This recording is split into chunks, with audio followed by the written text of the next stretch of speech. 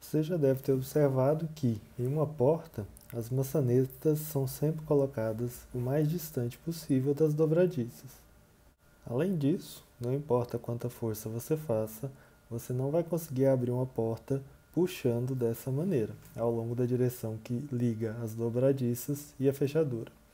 E você também deve ter percebido que um leve empurrão ao longo da direção perpendicular da porta, você a abre com muita facilidade.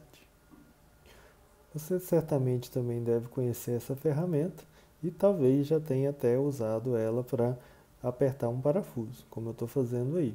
E se você já fez isso, sabe que quanto mais distante do eixo de rotação você pressionar, mais fácil vai ser apertar o parafuso. Então, com base nessas ideias que eu falei para você, nós vamos falar hoje sobre o conceito de torque. Então, imagine que eu queira apertar esse parafuso. Então, eu marquei em vermelho o eixo de rotação do sistema chave parafuso. E aí tem o ponto P em que eu aplico a força. Então, imaginando que eu estou aplicando a força nesse ponto marcado em azul. Então, nós vamos definir a distância que liga o eixo de rotação até o ponto P como sendo o braço de alavanca, simbolizado aqui pela letra R. Então, esse braço de alavanca ele é um vetor. Vamos imaginar também que a direção de aplicação da minha força é essa que eu estou mostrando por esse vetor que eu estou desenhando em preto. Então, essa é a força que eu estou aplicando. Então, eu vou decompor essa força para ficar mais fácil entender as ideias de torque. Então, eu vou ter uma componente da força que vai ser perpendicular e outra paralela ao braço de alavanca. Então, essa daqui é a minha força perpendicular ao braço de alavanca, que eu represento dessa maneira, e essa é a força paralela. E vamos definir também o ângulo entre o braço de alavanca e a força como sendo o ângulo φ. Então, como nós vimos, a facilidade de apertar ou desapertar esse parafuso, aparentemente ela depende da distância em que a força é aplicada e o eixo de rotação, então depende desse vetor R que eu desenhei.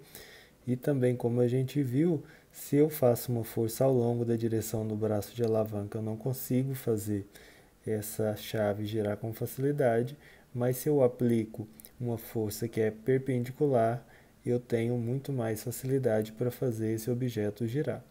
Então, o torque, que é a grandeza que vai representar essa dificuldade ou facilidade de fazer essa chave girar, por exemplo, tá? Ela tem que depender tanto do raio, quanto maior o raio, mais fácil girar, quanto também do ângulo de aplicação da força. Quanto mais, digamos, perpendicular ao braço de alavanca, mais fácil vai ser executar essa tarefa. Então, o torque ele pode ser definido como sendo o produto entre o raio e a componente perpendicular da força, que vai ser dado pela módulo da força vezes o seno do ângulo φ.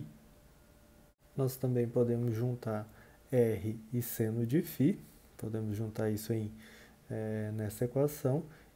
Ficamos com R seno de φ multiplicado pela força. Então, aí nós temos ideia de que o torque ele é dado pela componente perpendicular do raio em relação à força. Também podemos simbolizar dessa maneira.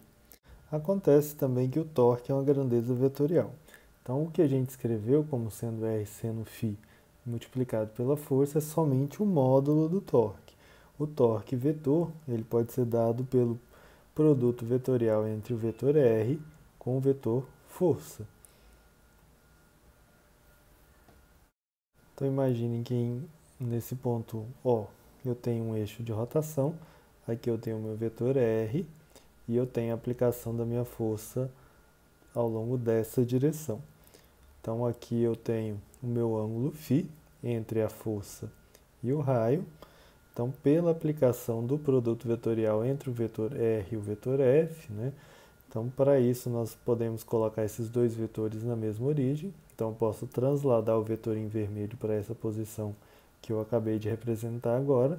Então, pela regra da mão direita, se eu aperto o vetor R no vetor F, usando a minha mão direita, a direção do meu polegar aponta na direção resultante, ou seja, perpendicular à superfície.